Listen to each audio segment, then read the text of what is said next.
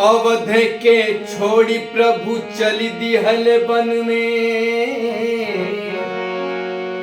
कि पीछे से लक्ष्मण भाई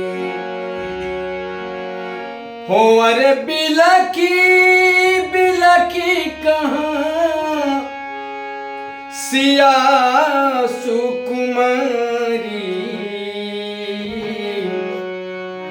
कि संग में हम बिताए कि पुरुष बिना रहे नारी अधूरा कि सुनिल हे रघुराई हो। अरे सुखवा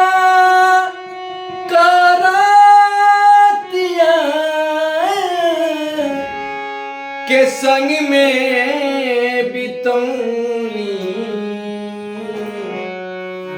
त दुखवो में हथवा बताइब हो।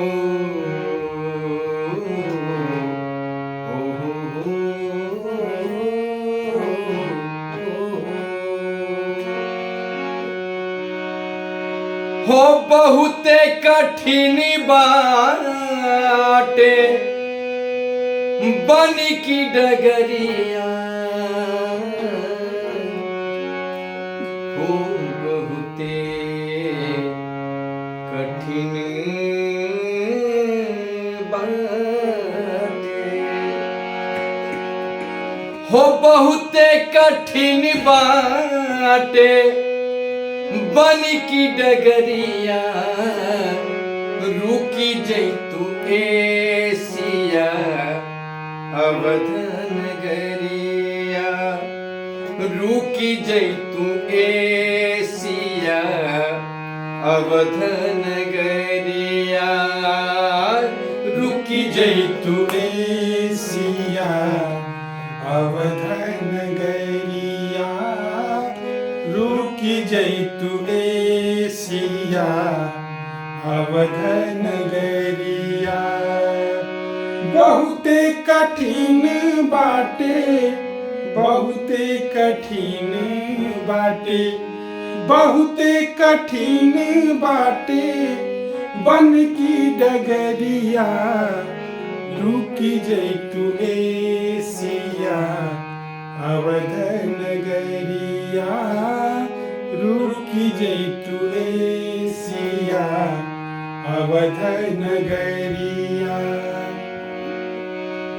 बाबूजी का बात मनिहा आदर दी हमाई के रखी हा ध्यान तनी छोटे कन भाई के। बाबूजी के बात मनिहा आदर दी हमाई के रखी हा ध्यान तनी छोटकन भाई के। बाबूजी का बात मनिहा आदर दी हमाई के रखी हा ध्यान तनी छोटे कन भाई के। रही हा कौशल्या मार रही हा कौशल्या मार रही हा कौशल्या मायरी कई कगरिया रुकी जैतु एसिया अवध नगरिया रुकी जैतु एसिया अवध नगरिया रुकी जैतु एसिया अवध नगरिया। बहुते कठिन बाटे बहुते कठिन बाटे बहुते कठिन बाटे बन बन की डगरिया रुकी जैतु एसिया अवध नगरिया रुकी जैतु एसिया अवध नगरिया।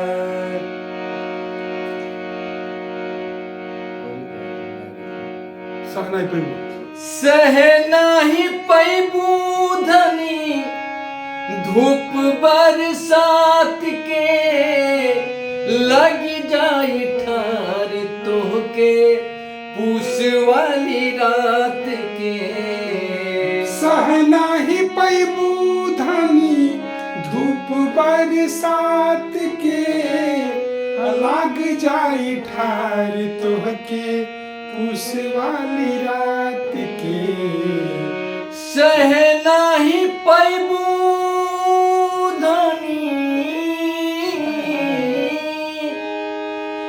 सह नाही पैबू धनी धूप बरसात के, लग जाई ठार तुहके पूस वाली रात के।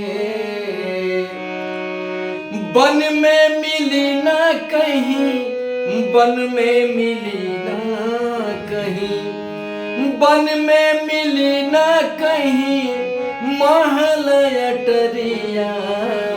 रुकी जैतु एसिया अवध नगरिया, रुकी जैतु एसिया अवध नगरिया। बहुते कठिन बाटे, बहुते कठिन बाटे, बहुते कठिन बाटे, बहुते कठिन बाटे, बहुते कठिन बाटे बन की डगरिया।